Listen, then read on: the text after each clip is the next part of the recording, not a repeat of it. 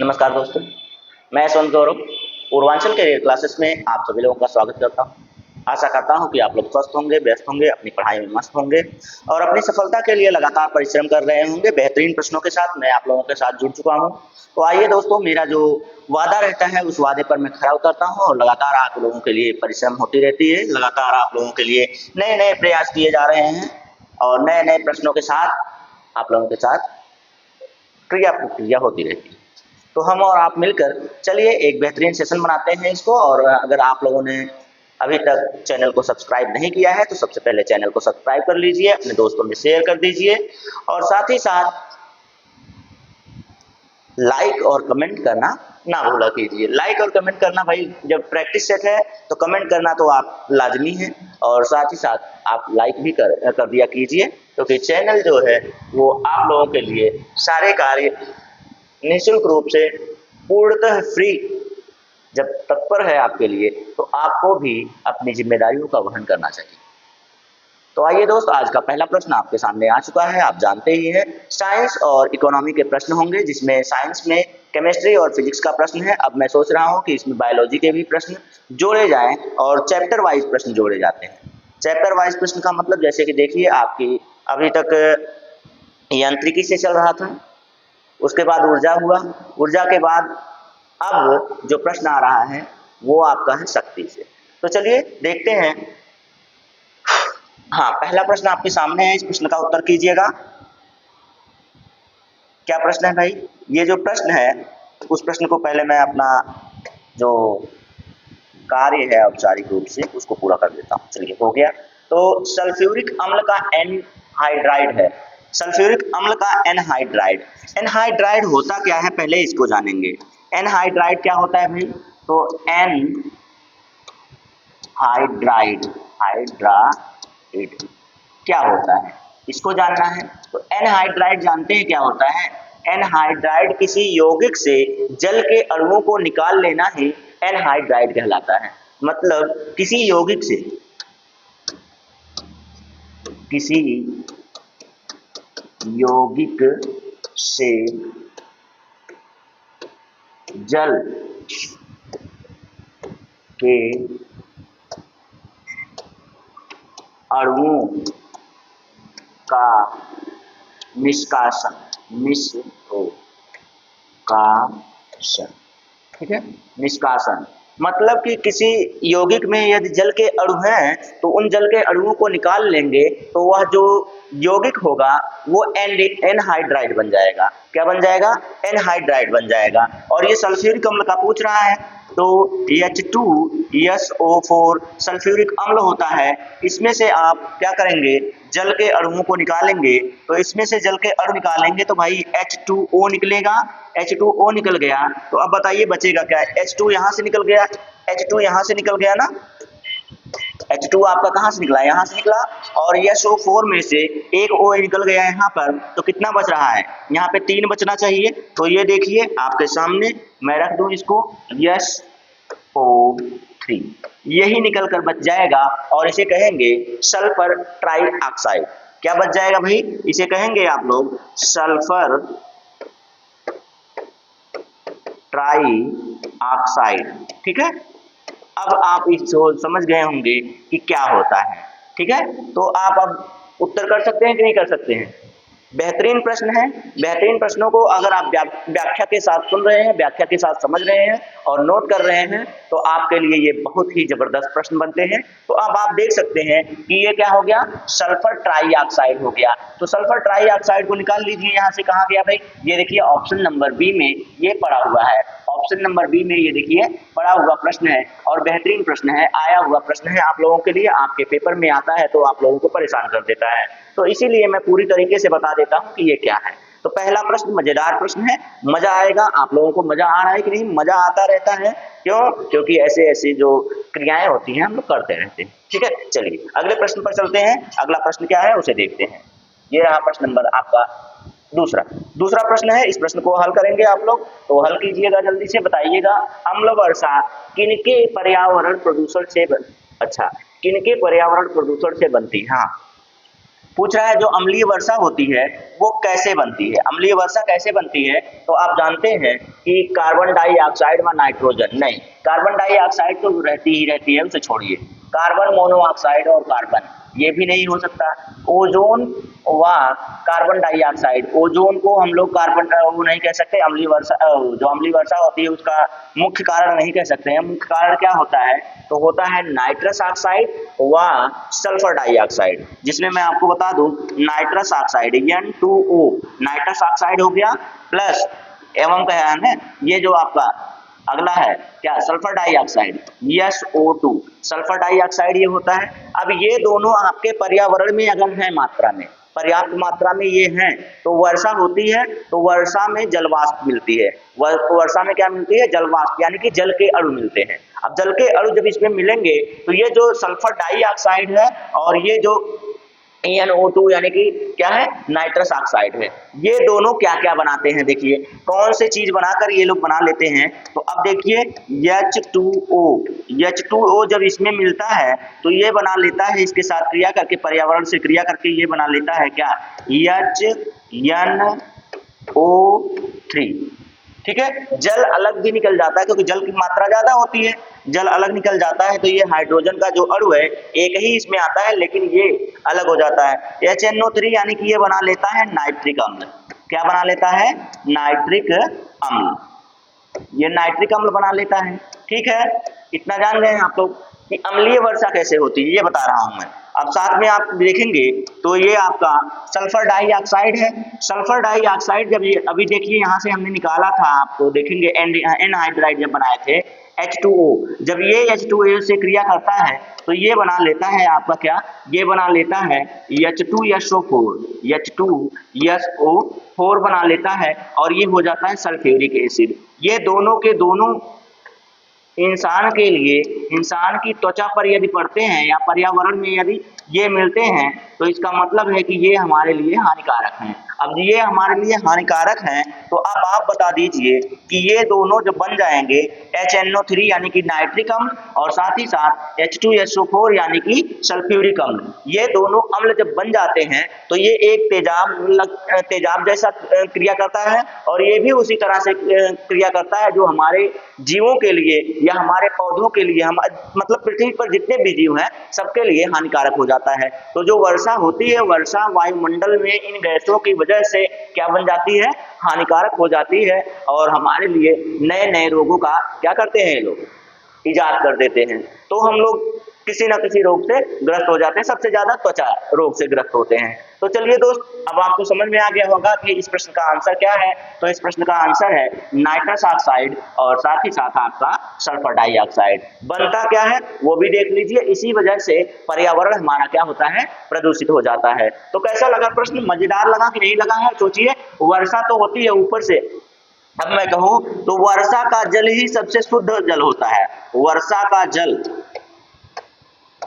सबसे शुद्ध होता है, सबसे शुद्ध होता है, सबसे शुद्ध होता है वर्षा का जल, वर्षा का जल सबसे शुद्ध होता है। लेकिन ये बताइए, जब ये हमारे वायुमंडल में आती है तो अनेक प्रकार की अशुद्धियां मिलकर उसमें उस वर्षा को क्या कर देती है, अशुद्ध कर देती है। उस वर्षा को क्या करती है, वर्षा के जल को अशुद्ध कर देती है। जैसे कि हम लोग जितनी गंदगी फैलाए हैं, जब ये हमारे वायुमंडल से में जाती है तो वर्षा जब होती है तो उनको लेकर नीचे आती है, उन गैसों को, उन अणुओं को, धूल के अणुओं को लेकर नीचे आती है, तब जाके वह प्रदूषित हो जाती है, न कि वर्षा का जल अशुद्ध होता है। तो वर्षा का जल मान लीजिएगा कि सबसे शुद्ध कौन सा जल होता है, वर्षा का जल होता है। वो तो हमारे वायुमंडल में आने के बाद वो अशुद्ध हो जाती है, ठीक है। तो इतना जानते रहिएगा कि ये जो पॉइंट्स मैं बोल रहा हूं ये सीधे सीधे प्रश्न बनता है, ये सीधे सीधे प्रश्न बनता है, पूछता है कि पृथ्वी पर सबसे शुद्ध जल है, पृथ्वी पर सबसे शुद्ध जल है समुद्र का जल है, नल का जल है, या फिर वर्षा का जल है, या फिर आपका उबाला हुआ जल है। तो इस तरह से ढेर सारे ऑप्शन बनाएंगे, लेकिन आपको कुछ नहीं ढूंढना है, आपको सीधा सीधा ढूंढना है कि वर्षा का जल जहां पर होगा वो सबसे शुद्ध होगा, सर्वाधिक शुद्ध होगा। वो तो अशुद्ध हमारे पर्यावरण में आकर इन गैसों के कारण क्या होता है, अशुद्ध हो जाता है। तो चलिए दोस्त, ये आपके लिए बेहतरीन प्रश्न रहा, बेहतरीन। चल आगे चलते हैं। ये रहा। नींबू में कौन सा अम्ल पाया जाता है? तो नींबू में कौन सा अम्ल पाया जाता है ये ईमानदारी से बताइएगा। मैं आप लोगों को कितनी बार बता चुका हूँ, जब नींबू आप लोग जीभ पे डालते हैं तो कितना खट्टा लगता है, एकदम मन तो मचल जाता है सबका। कोई सामने खा रहा है तो सामने उसके सामने वाले जीभ में, आप खा रहे हैं तो आपके सामने वाले के जीभ पर पानी आ जाता है नींबू का नाम सुनते ही। क्यों? क्योंकि नींबू होता है खट्टा। नींबू कैसा होता है? खट्टा होता है। और कितने लोग तो भाई फैट ज्यादा कर लेने की वजह से नींबू का पानी गरमा गरमा कर सुबह में पीते हैं। तो अब ये बताइए कि ये जो टार्टरिक अम्ल है, टार्टरिक अम्ल जानते हैं आप, इमली में मिलता है, इमली में पाया जाता है, साथ ही साथ आपके अंगूर में पाया जाता है। इमली और अंगूर में पाया जाता है, ठीक है। इमली और अंगूर में पाया गया। ब्यूटारिक अम्ल जो होता है, ब्यूटेरिक अम्ल जिसे कह रहे हैं, ब्यूटाइक अम्ल जिसे कहेंगे, तो ये घास में पाया जाता है। किसमें पाया जाता है? घास में पाया जाता है। और साइट्रिक अम्ल या इसी को हम लोग सिट्रिक अम्ल कहते हैं। साइट्रिक अम्ल या इसी को हम लोग क्या कहते हैं? सिट्रिक अम्ल कहते हैं। तो ये सिट्रिक अम्ल या साइट्रिक अम्ल जो होता है ये खट्टे फलों में पाया जाता है। कैसे फलों में? खट्टे फलों में पाया जाता है। अब खट्टे फल कौन से हैं? तो खट्टे फल हैं आपके संतरा, नींबू, संतरा, नींबू, और भी जो खट्टे फल आपके हैं उनमें तो सबसे ज्यादा मेन रूप से आंवला, आंवले में भी पाया जाता है ना, आंवले, आंवला, आंवला में भी पाया जाता है, ठीक है। तो ऐसे ऐसे जो फल हैं उनमें सिट्रिक अम्ल या साइट्रिक अम्ल पाया जाता है। फार्मिक अम्ल या इसी को हम लोग मेथेनोइक अम्ल कहते हैं। फार्मिक अम्ल या इसी को मेथेनोइक अम्ल भी कहते हैं भाई, मेथेनोइक अम्ल भी कहते हैं इसको। अब ये कहाँ पाया जाएगा? तो मैंने इन सब चीजों को आपको बता के रखा है, आप इनसे नकार नहीं सकते, आप नकार नहीं सकते। इन सभी चीजों को मैंने पढ़ा रखा है, थियरी की क्लास में भी और प्रैक्टिस क्लास में भी, दोनों में जब पढ़ा रखा है। तो देखिए मेथेनोइक अम्ल या फिर जो फार्मिक अम्ल होता है ये आपके डंक में पाया जाता है। जैसे कि किसका किसका डंक? बिच्छू का डंक हो गया, चींटी का डंक हो गया, या फिर नेटल के पौधे का डंक हो गया, नेटल के पौधे का डंक हो गया। तो इन सभी डंकों में क्या पाया जाता है? तो इन सभी डंकों में पाया जाता है क्या? इन सभी डंकों में पाया जाता है आपका मेथेनोइक अम्ल या फार्मिक अम्ल। देखिए सर फोन कर रहे हैं, उनको बता दिया जाए कि हम यहाँ पे हैं। जी सर, हाँ सर, सेंटर पे, सेंटर पर जी।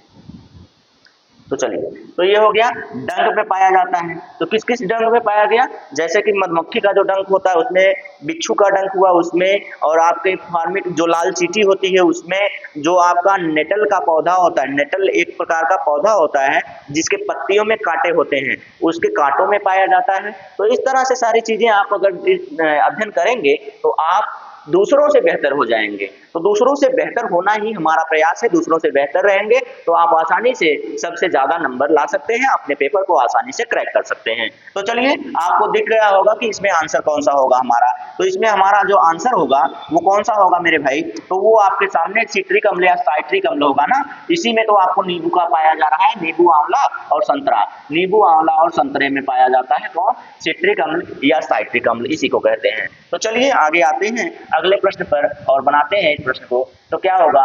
जल एवं एल्कोहल, जल एवं एल्कोहल है, क्या है भाई? ये जल एवं एल्कोहल, एल्कोहल, एल्कोहल का मतलब क्या कहते हैं आप उसे? एल्कोहल का मतलब आप उसे शराब कहते हैं। क्या कहते हैं भाई? शराब कहते हैं, दारू कहते हैं, मदिरा कहते हैं, मधुबाला कहते हैं। क्या कहते हैं वो तो आप लोग भी जानेंगे। और इसका नाम सुनते ही कितने बच्चों के मुख पर इतनी बढ़िया से मुस्कान आ जाती है कि पूछिए मत।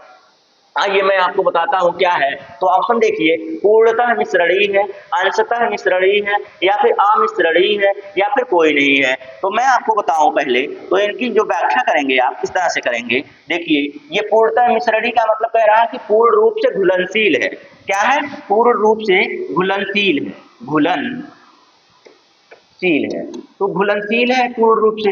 अब बताइए, ये पूर्णतः घुलनशील है मतलब पूरी तरह से घुल जाता है, या फिर अंशतः, अंशतः का मतलब कि आंशिक रूप से, अंशतः का मतलब क्या हुआ? आंशिक रूप से, मतलब पूरी तरह से घुलनशील नहीं है, पूरी तरह से घुलनशील नहीं, आंशिक रूप से घुलनशील है। अच्छा, घुलनशील, घुलनशील है, ये हो जाएगा। अब इसी तरह से मैं कहूँ आपको, तो एक मिनट रुक जाइएगा, ये थोड़ा साफ करना है। ओ, पूरा साफ हो गया। घुलनशील है। अमिश्रणीय का मतलब अघुलनशील है, मतलब घुलेगा ही नहीं, घुलनशील। अब भाई जो लोग पीते हैं वो लोग तो इसका आंसर दे ही सकते हैं, क्योंकि आप देखते हैं कि भाई पूरी मार्केट बंद हो जाती है, हम लोग जाते हैं तो देखते हैं पूरी मार्केट बंद हो जाती है, लेकिन जहाँ पे मदिरालय होता है, जिसे आप लोग विद्यालय विद्यालय के नाम पे कंपोजिट रख दिया गया है यार, कंपोजिट मदिरालय, सोचिए कंपोजिट शराब की दुकान। अब बताइए, मतलब वहां पर आपको दो दो चीजें मिलते हैं, तो उसे छोड़िए आप, तो जाते हैं देखते हैं पूरी मार्केट बंद होती है, लेकिन वहां पर इतनी चहल पहल होती है कि पूछिए मत, इतनी चहल पहल होती है कि लोग वहां पर एकदम भीड़ मचाए हुए होते हैं, जैसे कि वहां पर अमृत मिल रहा हो। और जो लोग पीते हैं उनके लिए तो मुझे लगता है कि यार अमृत ही है, लेकिन ये सबसे खराब बातें हैं। हाँ, आप कभी कभी पी लीजिए, टेंशन में है तो आपका जो ये होता है दिमाग होता है वो सारी चीजें सोचना बंद कर देता है, और आप पूरी रूप से अपने आप को क्या पाते हैं, फ्री पाते हैं, सारी टेंशनें भूल जाते हैं, तो वो अलग बात है। लेकिन आप डेली पी रहे हैं तो आपके लिए हानिकारक है। तो मैं बता दूं कि ये पूर्ण रूप से मिश्रण ही होता है, पूर्ण रूप से क्या होता है, घुलनशील होता है। चाहे थोड़ा सा पानी लें चाहे थोड़ा सा मदिरा लें, दोनों को चाहे जब आप मिलाएंगे ये पूर्ण रूप से क्या होता है, घुलनशील होता है ना। चाहे देखिए, इसीलिए गिलास में जब लेते हैं दारू ना, तो दारू थोड़ा सा ही लेंगे, पानी ढेर सारा लेंगे, लेकिन ये पूरी तरीके से उसमें मिक्स हो जाता है, पूरी तरीके से क्या होता है, मिक्स हो जाता है। और देखते हैं कितने लोगों को तो भाई वो पानी लेते ही नहीं, कहते हैं मेरे शरीर में खुद ही 90% पानी है, मेरे शरीर में खुद ही 90% पानी है। जब इतना पानी मेरे शरीर में खुद ही है, तो वो क्या करते हैं कि पैक लेंगे, तोड़ेंगे और सीधा पी जाएंगे, कहेंगे मेरे अंदर खुद ही पानी है, वो तो मिल जाएगा जाकर। तो ऐसे ऐसे लोग होते हैं भाई पीने वाले, तो पीने वालों की क्या है वो, क्या बोलते हैं यार, महिमा निराली है। और अपने नाम को तो सूरवीर कहते हैं, ये लोग कहते हैं कि हम लोग आर्थिक व्यवस्था में अपना योगदान देते हैं, आर्थिक व्यवस्था में अपना योगदान देते हैं, तो भाई आप लोग भी महान हैं, और जो इंसान है वो भी महान है।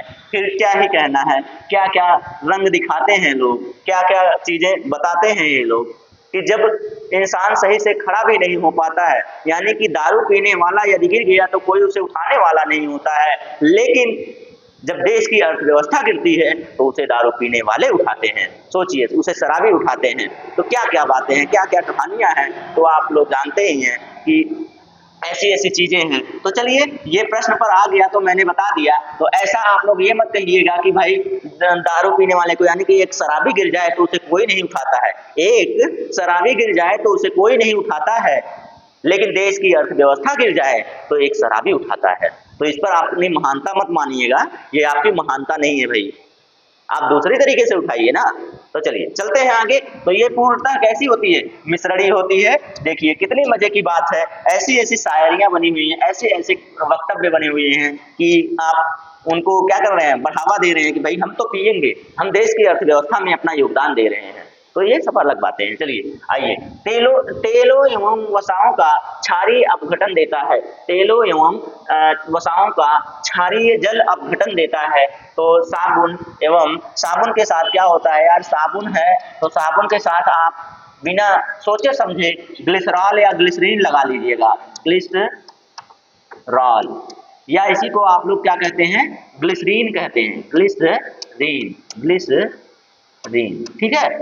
चलिए, तो ये देखिए बिना कहे ही आप इसको लगा लीजिएगा, इसमें आपको बहुत सोचने की जरूरत नहीं है। तो ऑप्शन नंबर ए इसका क्या हो जाएगा, राइट हो जाएगा। चलिए आगे चलें, अगले प्रश्न पर चलते हैं। भाई प्रश्न बेहतरीन है आपके लिए, ज्यादा व्याख्या हो जा रही है तो अभी कुछ चीजें मैं इसमें ड्रॉप कर दूंगा आपको, लेकिन ड्रॉप करने लायक नहीं है, क्योंकि आर्थिक वाला ये जो आ गया इकोनॉमी को मैं व्याख्या नहीं करूंगा, क्योंकि आपके लिए फायदेमंद नहीं होगा। जहां पे व्याख्या होती है उसको मैं जरूर करूंगा, लेकिन जहां पर जरूरत नहीं है उसको मैं छोड़ दूंगा। तो चलिए इसको बताइए, भारतीय रिजर्व बैंक का राष्ट्रीयकरण 1 जनवरी कब हुआ था? इसकी स्थापना मैंने बताई हुई है आपको, इसकी स्थापना कब हुई थी? तो इसकी स्थापना कब हुई थी मेरे दोस्त, बता दीजिएगा जरा।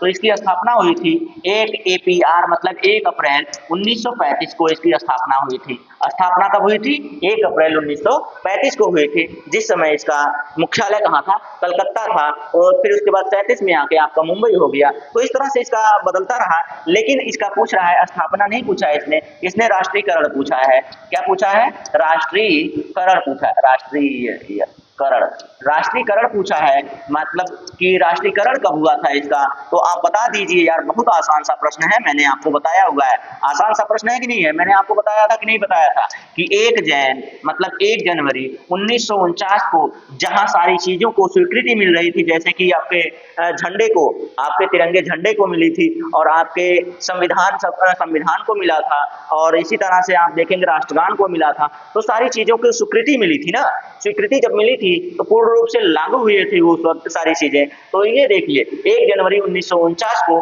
आपका जो रिजर्व बैंक था इसका राष्ट्रीयकरण भी किया गया। तो ये कहाँ है भाई, 1949। ये देखिए 1 जनवरी 1949। स्थापना कब हुई थी, स्थापना दिवस भी देख लीजिए, क्यों मनाया जाता है इसको स्थापना दिवस के रूप में। ठीक है, सारी चीजें मैं आपको बता चुका हूँ। इसके बारे में, आरबीआई के बारे में मैंने 15 मिनट का वीडियो दिया है, उसमें सब कुछ बताया है कि कैसे कब किस डेट में क्या क्या हुआ था। ठीक है, चलिए आगे चलते हैं भाई, इस पे ज्यादा बहस नहीं करेंगे, ज्यादा व्याख्या इसकी नहीं करेंगे अब। हाँ, आगे बढ़िए। भारतीय मुद्रा प्रणाली में किस बैंक को अंतिम ऋणदाता कहा जाता है? यार अंतिम ऋणदाता जिसे उसे ही कहा जाएगा ना जो बैंकों का बैंक होगा, जो बैंकों का बैंक होगा उसे ही तो आखिरी ऋणदाता कहा जाएगा। तो बैंकों का बैंक किसे कहते हैं, ये भी मैंने बताया उसी 15 मिनट के वीडियो में। ये देखिए यही बैंक है भाई, यही बैंक है। कौन सा बैंक है, तो आपका भारतीय रिजर्व बैंक है। अब ये देखिए एसबीआई भी यहीं पर है, तो एसबीआई की स्थापना जरा बता दीजिएगा कि स्थापना शुरू में कब हुई थी। तो स्थापना शुरू में देखेंगे तो 1806 में हुई थी। कब हुई थी, 1806 में हुई थी। कितने लोगों को दिखाई दी थी, तो 1955 में की गई थी। क्यों की गई थी, अभी आगे इसके बारे में प्रश्न है, लेकिन मैं बता दूंगा उसमें, उस समय मैं बता दूंगा कि आपको क्यों हुई थी, किस लिए हुई थी। पूरी जानकारी एसबीआई का प्रश्न एक है, मैंने रखा है, उस पर मैं सारी जानकारी इसकी दूंगा। लेकिन यहाँ जानिए कि ये क्या था, अंतिम ऋणदाता कौन होता है, तो ये आपका भारतीय रिजर्व बैंक यानी कि आरबीआई होगा। ठीक है, चले आगे चलते हैं भाई। ऐसे ऐसे प्रश्न यार आपके पेपर में आते हैं, तो आप इनको धड़ल्ले से मार्क निकल जाइए, एकदम धुआं कर दीजिए ऐसे प्रश्नों को आप इतनी आसानी से हल करके निकल जाइए कि पूछिए मत। भारतीय स्टेट बैंक, देखिए हो गया, आ गया प्रश्न। भारतीय स्टेट बैंक यानी कि एसबीआई का मुख्यालय कहाँ है? तो मुख्यालय इसका मैं आपको बता दूं तो उसके बाद निकलूं, बता दूं तब निकलूं कि पहले ही बता दूं? पहले ही बता देता हूं, चलिए। नहीं पहले नहीं, बाद में बताता हूं, लीजिए। पहला देखिए कि ये जो एसबीआई है इसकी स्थापना शुरुआत में हुई थी आपकी 1806 में। स्थापना कब हुई थी, स्थापना हुई थी 1806 में। 1806 में इसकी स्थापना हुई थी। ठीक है, 1806 में इसकी स्थापना हुई थी।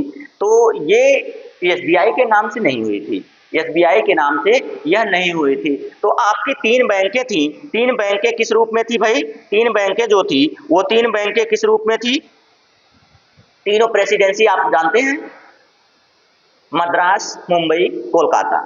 मद्रास, मुंबई, कोलकाता, ये जो तीनों बैंकें थी, इन तीनों बैंकों के ही आधार पर इसका क्या किया गया था, इसका गठन किया गया था। तो इसमें आप जानते हैं कि मैं आपको बताऊं तो ये 3 बैंकें कौन कौन सी बैंकें थी? ये बैंक आपकी तीनों प्रेसिडेंसी के आधार पे, तीनों प्रेसिडेंसी कौन थी? एक थी कलकत्ता, एक थी कौन, कोलकाता कहिए या कलकत्ता कहिए, दूसरा क्या कहेंगे आप, मद्रास कहेंगे, और तीसरा क्या कहेंगे आप, मुंबई कहेंगे, जिसे बॉम्बे कहेंगे आप, बॉम्बे उस समय था। ठीक है, बॉम्बे। ये 3 बैंकें खोली गई। तीनों बैंकों का क्या किया गया, तीनों बैंकों को 1955 में, तीनों बैंकों को क्या किया गया, 1955 में इंपीरियल बैंक के नाम से, इसको क्या किस बैंक के नाम से रखा गया, तो इसको इंपीरियल बैंक के नाम से मिक्स मर्ज कर दिया गया। ठीक है, इसको क्या क्या कर दिया गया, 1 मिनट रुकिएगा थोड़ा सा, ये फोन डिस्टर्बिंग होता है, ये तो मानना पड़ेगा। तो तीनों बैंकों, ये देखिए ये बैंकें खोली गई, कलकत्ता बैंक, मद्रास बैंक और ये बॉम्बे बैंक। ये तीनों प्रेसिडेंसी के आधार पे 3 बैंकें खोली गई। तो इन बैंकों को मिक्स कर दिया गया एक बैंक में, इनका क्या कर दिया गया, मर्ज कर दिया गया। किस बैंक में मर्ज कर दिया गया, तो इसका मर्ज किया गया आपके 1921 में इंपीरियल बैंक के नाम पे, इंपीरियल बैंक के नाम पे, इंपीरियल बैंक के नाम से इनका क्या कर दिया गया, भाई मिक्स मर्ज कर दिया गया, मर्ज कर दिया गया, मिला दिया गया, तो ये बन गया आपका इंपीरियल बैंक। ठीक है, अब इसी इंपीरियल बैंक को 1955 में एसबीआई के रूप में राष्ट्रीयकरण कर दिया गया। किस रूप में? राष्ट्रीयकरण कर दिया गया। तो 1955 में एसबीआई के रूप में राष्ट्रीयकरण कर दिया गया। अब स्थापना मानेगा तो स्थापना में तो ये इन्हीं बैंकों से बना है ना, तो इन्हीं बैंकों का 1806 हो गया। उसके बाद जब इसका राष्ट्रीयकरण हुआ और एसबीआई के रूप में इसे बदला गया, नाम बदला गया ना, बना तो तभी था, बना था यही इसी टाइम। और एसबीआई कब आया था चर्चा में?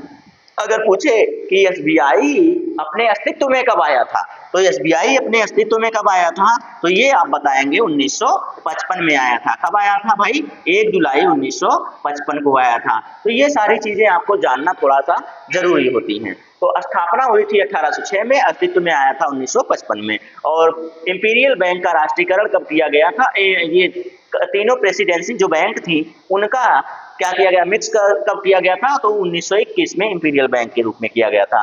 तो अब पूछे आपसे कि ये जो आपका एसबीआई है ये किन किन बैंकों का मिक्स मर्ज है, तो मिक्स मर्ज तो इनका हो गया। राष्ट्रीयकरण से पहले कौन सी बैंक के नाम से जाना जाता था? इंपीरियल बैंक के नाम से जाना जाता था। तो ये सारी चीजें आपको जानना बहुत जरूरी होती हैं। तो चलिए दोस्त, अब जान गए। अच्छा, मुख्यालय नहीं बताएं। मुख्यालय इसका मुंबई है। कहाँ है भाई? इसका मुख्यालय मुंबई है भाई। कहाँ है? मुंबई है। चलिए आगे चलते हैं, फिर आगे देखते हैं अगला प्रश्न। ये रहा प्रश्न नंबर आपका 9। प्रश्न नंबर 9 है आपका आपके सामने, और इसको आप बताएंगे।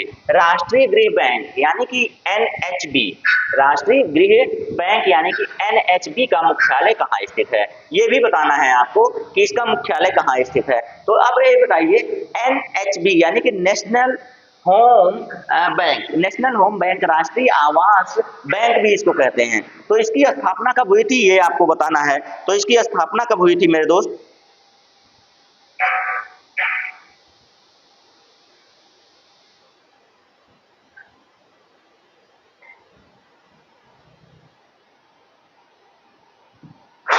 बताइएगा, स्थापना कब की गई थी?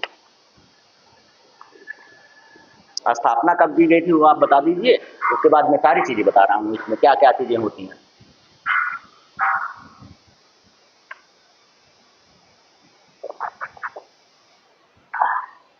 चलिए, तो इसमें शुरू कहाँ से करूँ मैं, ये बताइए। स्थापना कब की गई थी? स्थापना से ही शुरू करता हूँ। देखिए, तो इसकी स्थापना अभी नहीं, मुख्यालय पूछ रहा है। तो मुख्यालय इसका नई दिल्ली में था। मुख्यालय इसका कहाँ था भाई? नई दिल्ली में था। लेकिन राष्ट्रीय गृह बैंक अधिनियम, राष्ट्रीय गृह बैंक अधिनियम, अधिनियम कौन सा था? तो अधिनियम था, अधिनियम, अधिनियम कौन सा था भाई? एक्ट कौन सा था? तो 1987, 1987 का अधिनियम था। क्या था? तो 1987 का अधिनियम था। और 7 जुलाई 1900, इस अधिनियम के द्वारा 7 जुलाई 1988, 7 जुलाई 1988 को NHB, NHB national home bank, national home bank जिसे आप राष्ट्रीय आवास बैंक भी कहते हैं, आवास बैंक भी कहते हैं। तो इसकी क्या हुई थी? स्थापना हुई थी, स्थापना हुई थी। पूर्ण रूप से ये नगरीय नहीं, शहरी एवं ग्रामीण, शहरी एवं ग्रामीण बैंकों के आधार पे इसका गठन किया गया था। तो ये कब हुआ था भाई? अधिनियम कौन सा था? 1987, 7 जुलाई 1918 को इसकी स्थापना मानी जाती है। इसका मुख्यालय कहाँ है? तो इसका मुख्यालय है नई दिल्ली, नेशनल होम बैंक। ठीक है, चलिए आगे चलें, आगे चलते हैं भाई अगले प्रश्न पर। ये रहा, इनमें से आरबीआई के डिप्टी गवर्नर कौन नहीं रहे हैं? ये तो आपके सिर के ऊपर से जाने वाला है, ये आपके सिर के ऊपर से जाने वाला है, मैं जानता हूँ। चलिए मैं बता दे रहा हूँ, क्योंकि ये आप लोग एक गवर्नर का नाम जानेंगे, सबका थोड़ी जानेंगे। तो जैन तो मैंने खुद ही बताया था आपको, जैन को भी बताया था कि ये रहे हैं, बी के कानूनगो को भी बताया, बीपी कानूनगो को भी, बी लीलाधर को भी बताया था कि ये लोग डिप्टी गवर्नर रह चुके हैं आरबीआई के डिप्टी गवर्नर ये लोग रह चुके हैं। बाकी कौन नहीं रहे हैं, तो इसमें एक ही इंसान है जो नहीं रहे हैं, बीके शर्मा आरबीआई के हाँ आरबीआई के डिप्टी गवर्नर नहीं रहे हैं, बाकी तीनों लोग रहे हैं। तो इसका राइट आंसर कौन बन जाएगा, तो ऑप्शन नंबर ए।